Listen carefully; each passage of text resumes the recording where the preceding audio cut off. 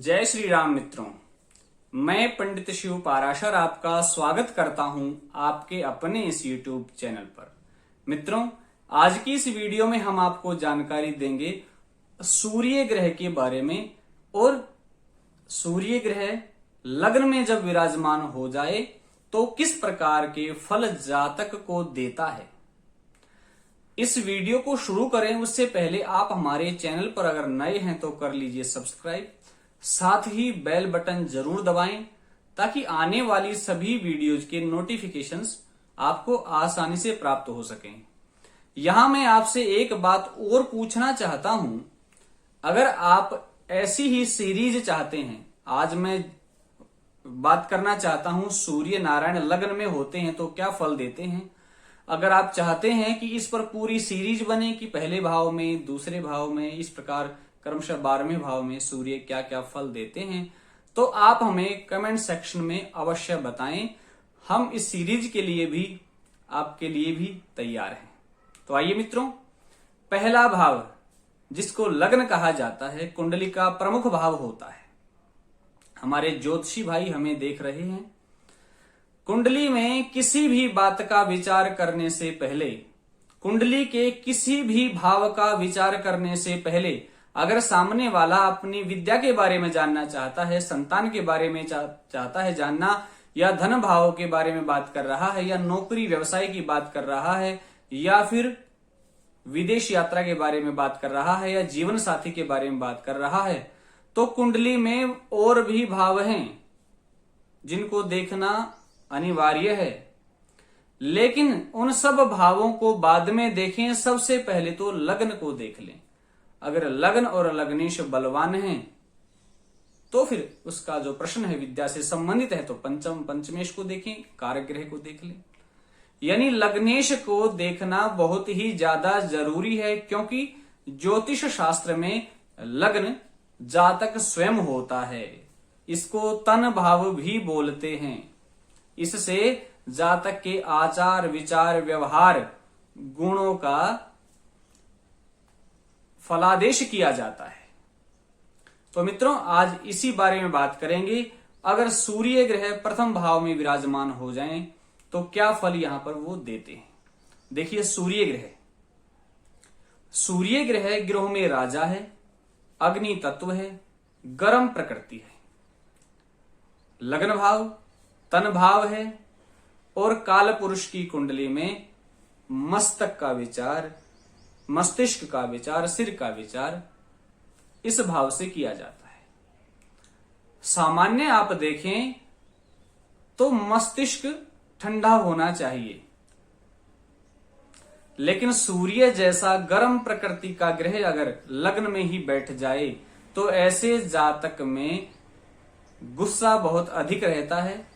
उसके मस्तिष्क में गर्मी की मात्रा इतनी बढ़ जाती है कि उसके सिर में दर्द रहने लग जाता है और वो अपने गुस्से को कभी भी नियंत्रित नहीं कर पाता। लग्न में ही अगर सूर्य बैठे हैं तो ऐसे जातक में अहंकार बहुत ही तीव्र होता है। अगर यही सूर्य नारायण अपने मित्र की राशि में है, बृहस्पति या मंगल की राशि में है, चंद्रमा की राशि में है, या फिर उच्च के हैं, या फिर अपनी ही राशि में है, तो उनका गुस्सा, उनका अहंकार भी भले ही लोगों को खलता हो, लेकिन उनका प्रभाव लोगों के ऊपर और इस समाज के ऊपर जबरदस्त पड़ता है। इतना अहंकार और गुस्सा होने के बावजूद भी जातक का वर्चस्व बढ़ता है। जातक का प्रभाव अपने चारों तरफ देखने में आप नोटिस कर सकते हैं, होता है। जातक को कोशिश करने पर सरकारी नौकरी आसानी से प्राप्त हो जाती है, क्योंकि सूर्य ग्रह में राजा है। जातक राजसी जीवन जीता है। यहां बैठने से आंखों की थोड़ी रोशनी समय से पहले ही कम होनी शुरू हो जाती है, क्योंकि सूर्य में जो प्रकाश है वो अति तीव्र है और अपनी आंखों में भी प्रकाश है, ज्योति है। तो सूर्य की अपेक्षा ये ज्योति धीमी पड़ जाती है, निर्बल हो जाती है सूर्य के सामने। तो आंखों की समस्या बहुत जल्दी जातक को लगती है। इस लग्न में सूर्य बैठने से, लग्न भाव में सूर्य बैठने से जातक का शरीर दुबला पतला होता है, लेकिन उसकी हड्डियां बहुत ही विकसित होती हैं। कैल्शियम की मात्रा भरपूर होती है हड्डियों में। जातक दिखने में बहुत ही शोभायमान और शानदार आभा मंडल वाला होता है। उसका ओरा बहुत ही अच्छा होता है। जातक की वाणी में कठोरता और दूसरे लोगों को कंट्रोल करने का एक गुण, हैंडल करने का एक गुण, वो भी अपने गुस्से से, अपने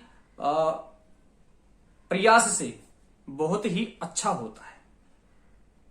वो लोगों को, किसी भी प्रकार के आदमी को आसानी से शाम दाम दंड भेद से, हालांकि शांति से काम नहीं लेते ऐसे आदमी, लेकिन नियंत्रित कर लेते हैं। उनकी मैनेजमेंट बहुत ही स्ट्रांग होती है। जातक को भले ही जातक का ये गुस्सा, ये क्रोध, ये स्वभाव, ये आचार विचार आदि, या फिर उनका अहंकार भले ही लोगों को खलता हो, लेकिन जातक का मान सम्मान बहुत अधिक होता है। जहां भी जाता है उसको मान सम्मान बहुत मिलता है। पीछे से लोग बुराइयां कर देते हैं। अब यही सूर्य अगर नीच के हों या शत्रु राशि में बैठे हैं, वृष राशि में हो, तुला राशि में हो, मकर कुंभ राशि में हो, इस प्रकार जो सूर्य के शत्रुओं की राशि है उसमें अगर सूर्य नारायण बैठ जाएं तो नेचुरल रूप से, यानी स्वाभाविक रूप से गुस्सा तो होगा ही होगा, क्योंकि ये नैसर्गिक स्वभाव है, सूर्य का राजा है वो। अहंकार तो होगा ही होगा। तीव्र इच्छा होगी राजसी जीवन जीने की, क्योंकि ये स्वभाव की बात है। लेकिन सूर्य ग्रह निर्बल पड़ने से, कमजोर होने से, शत्रु राशि में जाने से जातक को सोसाइटी में बार बार अपमान का सामना करना ही पड़ेगा। उसके पिता के सुख में कमी आ जाएगी, अपयश का सामना करना ही पड़ेगा। बहुत बार, बहुत घटनाओं पर जातक दुत्कारा ही जाएगा दूसरों के द्वारा। सरकारी नौकरी में निरंतर बाधाएं बाधा जातक के जीवन में आएंगी। व्यवसाय करेगा तो व्यवसाय में घाटा ही घाटा लगातार रहेगा। इस प्रकार उच्च का सूर्य उच्चाभिलाषी होता है और जातक को बहुत तरक्की देता है, प्रगति देता है, व्यापार में भी, जीवन में भी। लेकिन नीच का होने से तो सूर्य ही प्रमुख ग्रह हैं कुंडली में, वही नीच के हो जाते हैं। तो ये परेशानियां मैंने आपको बताई हैं, ये जातक को देखने में जरूर सामने आएंगी। तो मित्रों, आज की इस वीडियो में इतना ही। फिर मिलते हैं नई वीडियो के साथ, नई जानकारी के साथ। तब तक जय श्री राम।